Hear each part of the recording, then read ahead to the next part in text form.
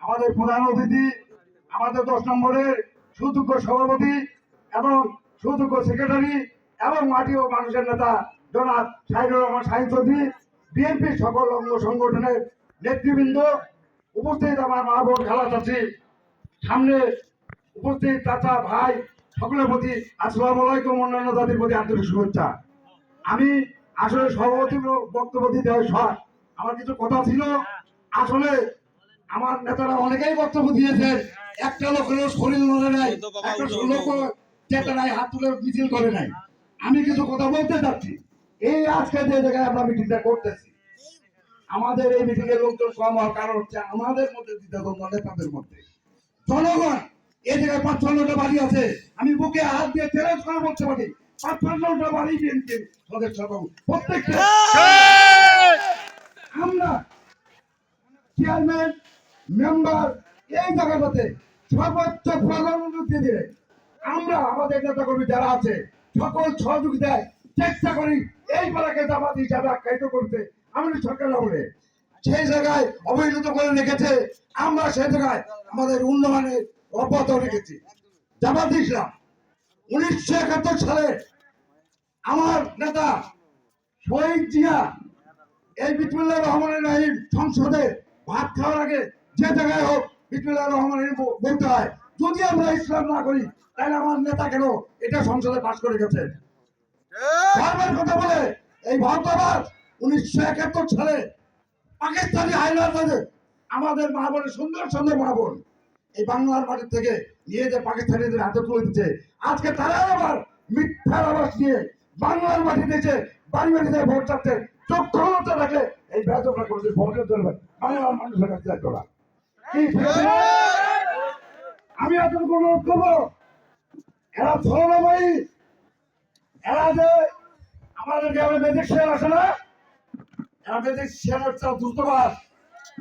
কোন মহিলা যদি কোনো পাড়া মহল্লায় এসে বলে, এরা নাকি বলতেছে যে নৃত্য পরে মহিলাদের বলেছে দেখেন আপনাদের কমল বল, আপনাদের প্রথম জিজ্ঞাসা করবে কোন মার্কায় ভোট দিচ্ছেন। এরকম কোন মহিলা যদি আপনাদের পাড়া মহল্লায় এসে ভোটের কথা বলে, বাইরে রেখে আমাকে ফোন দেবেন, ওকে পুলিশের সতর্ক করবো, যদি না পারি রাজনীতি বাদ দিয়ে দিব। কোনো ভাবি চলবে না। 10 নম্বর মাটিতে আমাদের সরকার আমলায় মজিদুল কেমন থেকে শুরু করে আমাদের ধারের সিটে যে ক্যান্ডিডেট দিয়েছে সেটাই আমাদের চলে গেছে। সেই জায়গায় জামাত তো কোনো কোনো আমাদের চেয়ারম্যান ক্যান্ডিডেট হয়েছিল, মানে একটা মেম্বারের সর্বোচ্চ অর্জন করতে পারে নাই। জনগণের মন পাওয়া তো সহজ না। আমি দ্বিতীয় কথা বলতে চাচ্ছি, স্কুল কলেজ থেকে শুরু করে আজকে দিনাজপুরে যে জিয়া হার্ট ফাউন্ডেশন এবং মেডিকেল কলেজ এত উন্নয়ন করেছে আমাদের সরকার, কিন্তু আমাদের হাসপাতালে যা সেই জায়গায় চিকিৎসা দিয়ে সেটার নাম পরিবর্তন করে কোটি কোটি টাকা দিয়ে সেটা করছে আব্দুর রহমান মেডিকেল কলেজ হাসপাতাল। একটা করে নামকরণ করো। মানুষের ঘাড়ে পা দিয়ে রাজনীতি করা যায় না। বাংলার মানুষ এবার বুঝেছে যে শক্তির পিস্তলের গুলি দিয়ে ভোট কিনা যায় না। এই জামাত কথা বলে আমরা গুলির বিনিময়ে ভোট দিব, আমরা এটার বিনিময়ে ভোট দিব। আমি চ্যালেঞ্জ করে দিচ্ছি, আমাদের কোন ক্যাডার যদি 10 নম্বরে এসে মাস্তানি করতে পারে রাজনীতি বাদ দিয়ে দিব, চলে দিচ্ছে। যাই হোক, উন্নয়নের দিক দিয়ে তারেক জিয়া 31 দফার মধ্যে সাধারণ জনগণ, আমরা গরিব মানুষ, খেটে মানুষ, আমাদের জন্য চিন্তা করেছেন।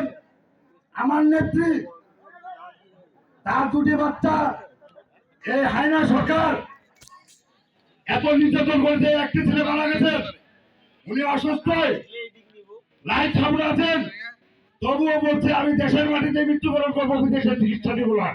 দেশকে উনি অত্যন্ত ভালোবাসেন আমাদের নেত্রী। তাই যদি না হলে মন্দির, গির্জা, হিন্দু, বৌদ্ধ, খ্রিস্টান সকল ধর্মের লোক তার জন্য আল্লাহর কাছে দোয়া কামনা করে থাকেন। দেখছেন তো এত উন্নয়ন করে গেছেন। জামাত ইসলাম লেবাস লেগে বড় বড় কথা বলে। এই যে হাজি, শুনেন, এই যে হাজিতে মারা গেল, এই জামাতের এরা মায়া কান্নায় যা ভাসছে যে আমাদের দলের লোক ছিল, আজকে তার স্ত্রী রংপুরে বাড়ি, উনি শিক্ষকতা করেন, ফেসবুকে দেখছেন উনি বিএনপির ক্যান্ডিডেট হতে যাচ্ছে রংপুরে, আর এই জামাত বলতেছে হাদি আমাদের দলের লোক ছিল। এটাকে জ্বলন্ত প্রমাণ যে জামাত মিথ্যার চলে যায়। যাই হোক, অনেক আপনারা কষ্ট করছেন, আমি আসলে এলাকার মানুষকে ধন্যবাদ জানিয়ে শীতের মধ্যে যে আপনারা সময় দিয়েছেন, এখন আমি 10 নম্বর বাসীর পক্ষ থেকে আর এই যে উন্নয়নের কথা বলতে বন্ধু ভাই কাছে যেতে হবে না। আমি চিনি সাহিত্য দিয়ে, আমি চিনি ভেতর মন্ডল, আমি চিনি খালেক বোমা, এই 10 নম্বরের কোনো বিপদ কোন উন্নয়ন ইনারা ওনার কাছে বলতে হবে। মন্ডল ভাই অত্যন্ত ভালো মানুষ, উনি আমার একটা বিশ্বাস, ওনার কয়েকটা প্রোগ্রামে আমি বক্তব্য শুনেছি যে এই যুগে বর্তমান যুগে এত সৎ নেতা সৎ মানুষ পাওয়া খুব টাফ।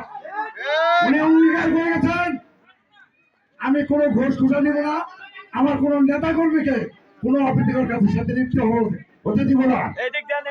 আমি আসলে বন্ধু ভাইকে ধন্যবাদ জানাই। আমাদের দেশে এরকম নেতা যদি প্রত্যেকটা ঘরে ঘরে তৈরি হয়, ধানের শীষা করে দেওয়ার কোন মাইলার নাই যে বাংলার মাঠে না দাবিয়ে রাখবে।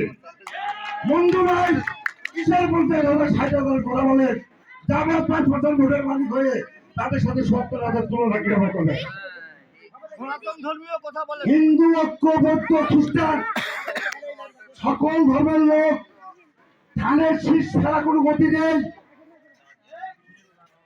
আপনারা সকলেই অনেক কষ্ট করছেন, আচ্ছা সবাই তো দিয়ে যাবেন।